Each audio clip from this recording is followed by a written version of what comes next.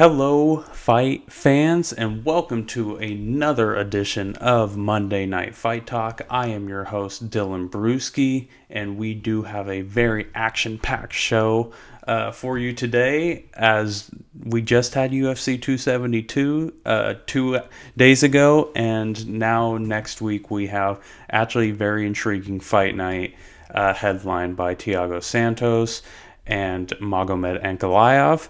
So let's get started. Let's not do any funny business. I know last week was kind of big. It was my premiere, but I want to dive right into things this time. And let's go right into the thick of things. Let's go with the main event first. Colby Covington versus Jorge Masvidal. This kind of went how a lot of people thought it was going to go. Colby Covington's wrestling, Colby Covington's gas tank was going to dominate this fight. And for the most part, besides one scare in the fourth round, that's basically what happened. Covington's wrestling was on point. Jorge Masvidal, who usually has fairly good takedown defense, couldn't stop anything that Colby Covington was throwing his way. And in the end, Colby Covington dominated almost that entire fight. I believe one judge gave Jorge Masvidal a round. I'm assuming that's round 4. I personally could have seen it go either way with that one, but I was surprised to see that 2 judges didn't give the third round a 10-8. I thought the third round was easily a 10-8. Colby Covington absolutely dominated Jorge in that round. I don't see it any other way than being a 10-8. But in the end, Colby Covington still won in dominant fashion. It doesn't really matter what the judges scored it, if they gave Masvidal a round or not. But what I'm more intrigued about is how they go moving forward. Covington and Masvidal have both lost to Usman twice. So no matter the outcome of this fight, neither one of them was going to fight for the title next. Covington obviously won in dominant fashion, but it's still not enough to get a championship shot. It sounds like Leon Edwards is next in line for the title. Kamaru Usman said International Fight Week they are aiming for that fight to happen then. But with Colby Covington, there's a couple different routes I could see it going. He did call out Dustin Poirier after the fight with Masvidal. I think that would be a great fight. Dustin Poirier has talked about if he comes back to fight, he's going to fight at welterweight. So you might as well go for one of the top guys there and try to take out Colby Covington, because that would put you in a very good position to be in line for the title if Dustin Poirier wants that. Another route I could see it going is if Khamzat Chimaev beats Gilbert Burns. Kamaru Usman came out and said that he thinks Chimaev needs to win a couple more fights before he gets a chance at the title. So obviously beating Gilbert Burns isn't going to get that done in Kamaru Usman's eyes. Granted, you never know what the UFC top dogs will do. They might just throw Chimaev in if he beats Burns. But if not, I could see a big fight with Khamzat Chimaev and Colby Covington, because Colby Covington did say he wants to stop the hype train. And if anybody can do it, if anybody can stack up in the welterweight division at wrestling with Khamzat Chimaev, it would probably be Colby Covington. So I think that is a very intriguing fight. I think it could go really either way on whether Colby decides to fight either one of those, Chimaev or Poirier. But it will be very interesting what they decide to do with him. Masvidal, on the other hand, I'm hearing a lot of talks of Conor McGregor versus Jorge Masvidal. I think that would be a very intriguing fight, but there's also rumors of Conor coming back and getting a title shot at the lightweight division. So I'm not sure how that will work out. One thing I would like to see, I don't know if it would actually happen. I only saw like one other person tweet it, and unfortunately I can't remember who it was, but Kevin Holland, who won earlier in the night against Cowboy Oliveira in his welterweight debut. I think that would be a very intriguing matchup. Two guys that have a big mouth, they like to talk a lot, and both phenomenal strikers, can put you down with one shot, as we saw both of them do. Holland obviously finished his fight, but where Masvidal couldn't on Covington. But I think that would be a very intriguing fight to see Holland versus Masvidal if the Conor McGregor situation doesn't work out. But that's enough about the main event. There was plenty of other good fights on this card. Starting off, one of my favorites was Tim Elliott versus Tagir Ulanbekov. A reason I like this fight is I really thought that Elliott was coming in and he wasn't doing too hot. I think he lost like 2 of his last 3, maybe 2 of his last 5. I'm not sure, but he's coming off a loss. But man, I gotta say, I was very impressed by Tim Elliott. Another thing I was impressed by is, I guess when you see Khabib in a corner with how much success he's had as a head coach since he's decided to become the head coach, you just automatically assume his fighter is going to win. But this time, Elliott showed great heart. He had great grappling. Ulanbekov had no answer for his grappling whatsoever. And ultimately, Elliott got this unanimous decision victory. And then another early prelim fight, another Khabib fighter, this one being his younger cousin, Umar Nurmagomedov, versus Brian Kelleher. I gotta say, I was insanely impressed by Nurmagomedov. He was absolutely dominant in this fight. Kelleher stood no chance against Nurmagomedov. He took him down, got the back, eventually ended up getting a rear naked choke win. Very impressive win overall by Nurmagomedov. Another fight I want to talk about is one of the 2 women's bouts that we had 2 nights ago, and that was Mariana Moroz versus Maria Agapoga. The reason I want to talk about this fight is Moroz is from Ukraine. We all know what's happening between Russia and Ukraine right now. I'm not going to take a deep dive on it. You're not going to hear my opinion on this. But I wanted to give a quick shout out to Moroz for her performance. I know her head probably wasn't all the way in this fight, but she put on an absolutely amazing performance, getting the finish, doing it for her home country. I just wanted to take a quick moment to congratulate her. That was such an impressive performance by her, and I'm so proud of her. I hope that she continues to show that she is very good and can continue to climb the ranks.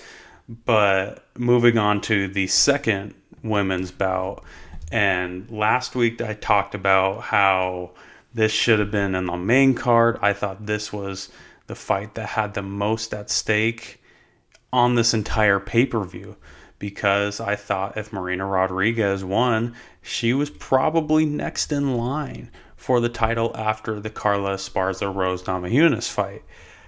And wow, this fight lived up to all the expectations that I thought it was going to be.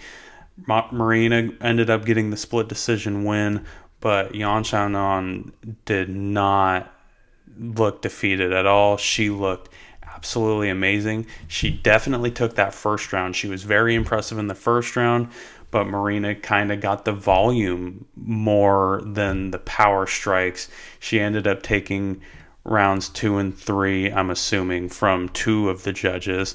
One of them did give Yan Xiaonan one of the second or third rounds. But overall, an amazing fight, and it does sound like Dana is open to having Marina Rodriguez be the next in line, because someone did ask after the Carla versus Rose fight, is Marina next in line? Dana White said, makes sense. That to me I mean, it's exactly that. It makes sense. Why else? Who else are you going to put in that situation? Yang Wei Li, she's got to get a win. Esparza and Rose, I wouldn't say that there's going to be an immediate rematch, even if Esparza wins. So I don't see that being the case. I feel like right now Marina Rodriguez makes the most sense. She has multiple wins versus top 5 opponents. I think it's her time to get a title shot. Next was the premier prelim fight, Jalen Turner versus Jamie Malarkey. And man, this was one of those turnaround fights. Jamie Malarkey did very well in that first round. He clipped Turner a couple times. I know Turner did clip him at once, but Jamie Malarkey even got a takedown on him, and Jamie Malarkey definitely won the first round of that fight. But then Jalen Turner came out very unfazed. He came out in the second round and pieced him up and eventually got the TKO victory over Jamie Malarkey. It was a very impressive performance by both of them in reality, but especially by Jalen Turner to show the resolve to come back in that second round and win it. Next, we go to the main card fights with the first one, Sergey Spivak versus Greg Hardy. This was the fight in question for a lot of people, including myself. Why is this fight on the main card? Who really cares about this fight? I know Greg Hardy, the former NFL player. It was a story at first. Now no one really talks about it. It's just he's another UFC fighter at this point. I didn't see a big reason to put this fight on the main card, and Sergey absolutely dominated Greg Hardy. He got the nice hip toss, and eventually he got the TKO victory in the first round. Greg Hardy looked lost. He didn't compete really in that fight whatsoever, and it was his last fight on his contract. We might see him again because of his name, but if it was strictly off of his octagon performance, I'm not sure if we would see him again. But this is the money business, so, and maybe Greg Hardy still brings in some fans. I'm not 100% sure. But one fighter that does bring in a lot of fans, Kevin Holland. As we know, big talker, I talked about earlier in this show, kind of hinting at a Jorge Masvidal versus Kevin Holland fight. I think this fight was a lot of fun. It wasn't like, you could tell both of them have mad respect for each other. They're not enemies, nothing like that. But Alex Oliveira came out hot in that first round. He clipped Kevin Holland. He got a couple takedowns. He looked very, very impressive. And you could tell once Kevin Holland got in that corner, he realized, I need to bring a different switch out. This isn't what the fight I thought it was going to be. He ended up coming out, and this was kind of like the Jalen Turner fight. He kind of clicked. He completely turned around in that second round, ended up getting the TKO victory on Alex Cowboy Oliveira. But again, just a great fight, a great display of sportsmanship. After Kevin Holland, I know he can get to a lot of people. He can sound like he doesn't like anybody. He doesn't like the people he faces, but at the end of the day, he does have respect for these guys, and you saw that afterwards, after they embraced, after they hugged and everything. So that was another fun fight to watch. And then coming up next, we got the comeback of Bryce Mitchell. He took a year off, came back facing a crafty veteran, a very dynamic striker in Edson Barboza. It was a very impressive performance by Bryce Mitchell, though. I mean, that was the entire story of this fight. Bryce Mitchell came in and absolutely dominated Edson Barboza, took him to the ground very early in each round, and just completely smothered him all 15 minutes of this fight. Impressive performance by Bryce Mitchell. I know a lot of people don't like some of his political views, but you can't deny what this guy has in the ring. I mean, he is an absolute beast. I can't wait to see who they match him up against next. I think, personally, a Giga Chikadze fight would be very beneficial for both of them. Bryce coming off of a big comeback win versus a guy like Barboza. Giga coming off the loss to Calvin Kattar in the first fight night of this year. So I think that would be a very intriguing fight to bring up next. But going on to the co-main event, which was, not going to lie, kind of hard to watch towards the end. Raphael dos Anjos just absolutely destroyed Moicano, but at the same time, you got to give so much credit to Moicano in this fight. He took this fight on 5 days' notice. He's facing the number 6 lightweight in the world, the former lightweight champion, and an insane grappler in RDA. And he showed a ton of resolve. He showed a ton of heart. But, I mean, he got destroyed in this fight. I guess RDA probably wanted it to be 5 rounds because that's what he's been training for. But in reality, once Raphael Fiziev had to drop out due to COVID, they probably should have made this fight 3 rounds, which kind of leads into my next topic of, I wonder if they made it 3 rounds, if Islam would have taken it. Because there's one of 2 reasons why I think Islam may have backed out of this fight. Because on Twitter, they mutually agreed, 170, let's do it, let's fight.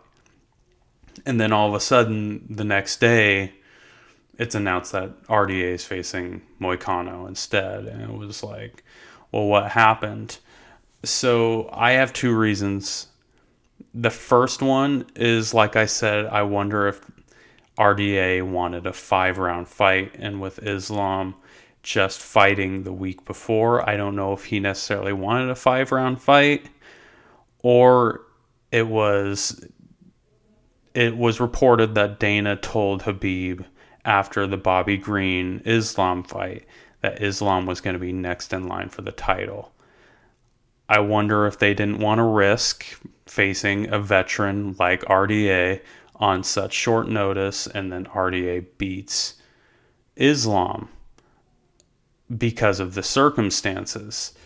But now Dana is coming out and saying that Islam is not next in line and that he's going to reschedule the Beneil Dariush fight because Islam didn't take this fight.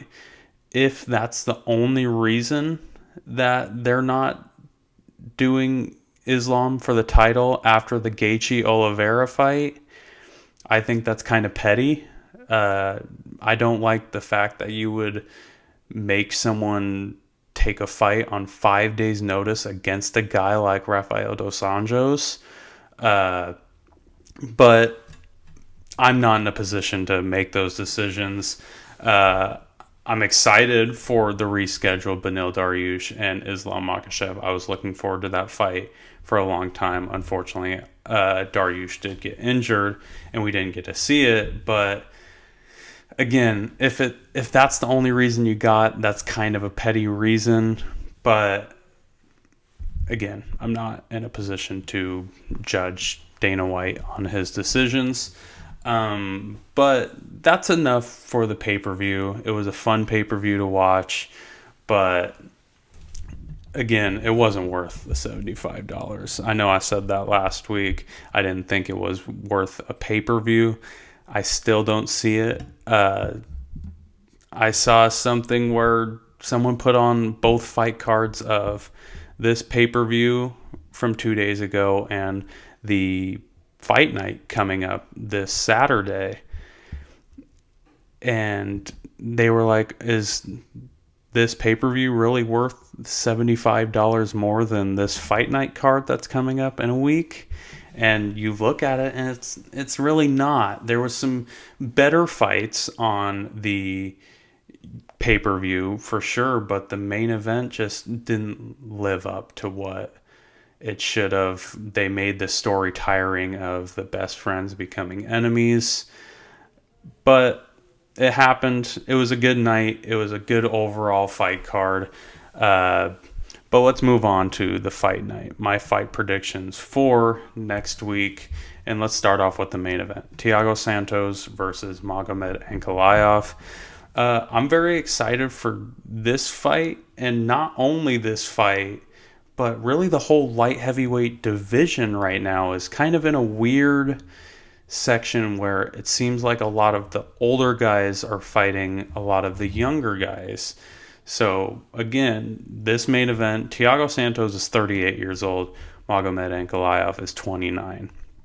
We originally, at the end of the month, had Jan Blachowicz versus Alexander Rakic.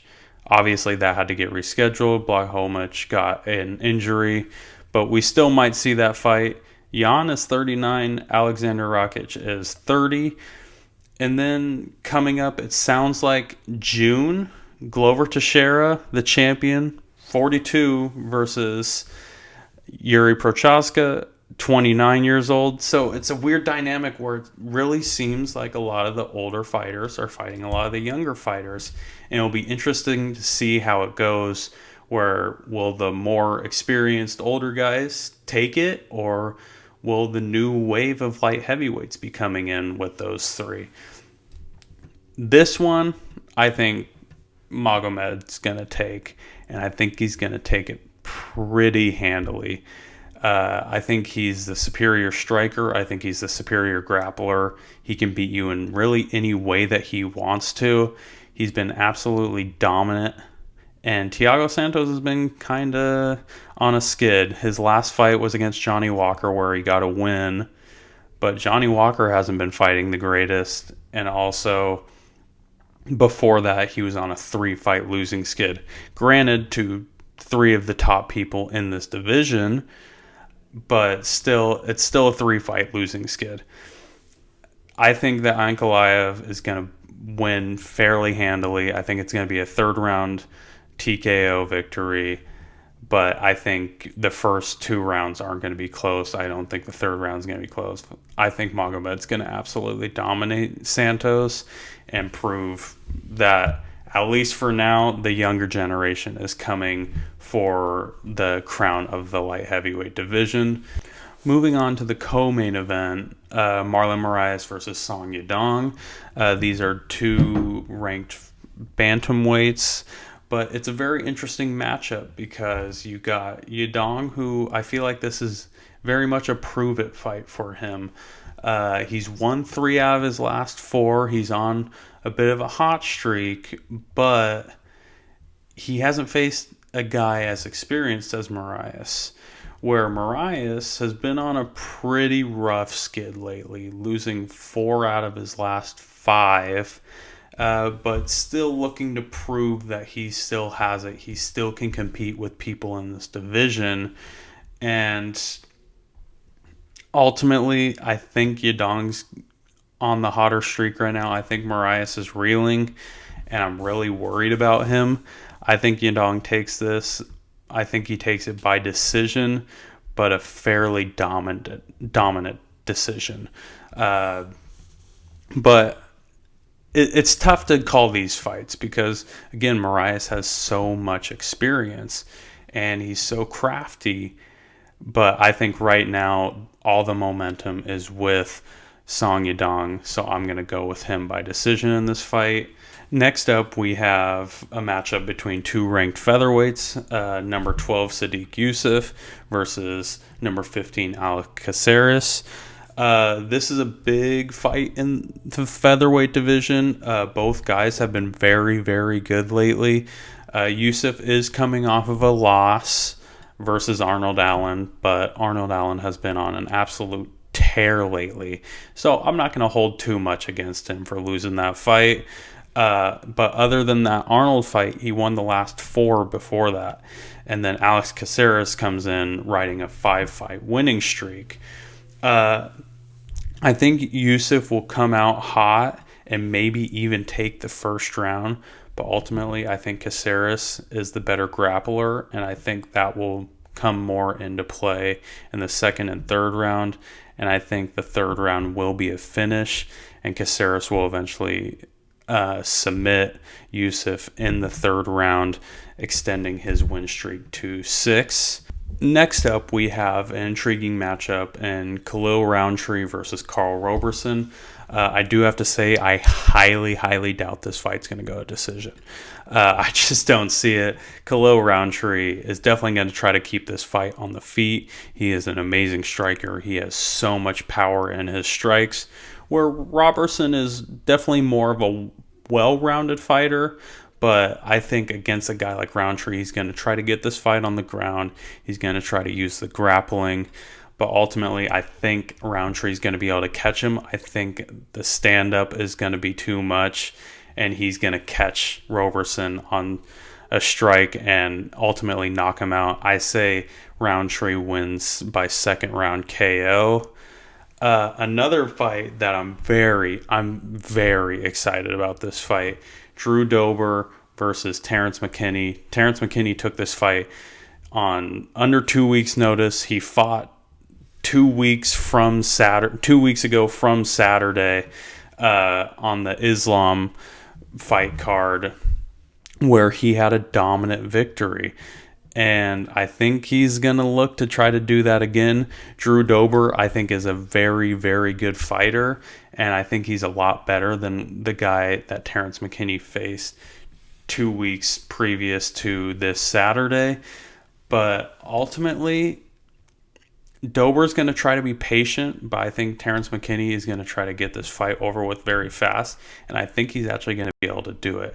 I think he's going to get him on the ground, and I think he's going to submit him in the first round, just like he's been doing on this entire tear that he's been on, where I believe it's been 5 fights have lasted a combined 4 minutes or something like that. But Terrence McKinney has been on a tear, and I think it's actually going to continue in this fight. He never really probably got out of fight shape, so I think he'll be able to have the stamina to, if it does go a little bit longer, I think he'll be fine.